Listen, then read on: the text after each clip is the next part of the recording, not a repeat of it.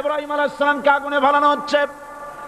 হযরত জিবরাইল বলেন, ইব্রাহিম তোমাকে আগুনের ভিতরে ফেলানো হতেছে, আমার কাছে সাহায্য চাও, আমি তোমারে বাঁচায় দেব।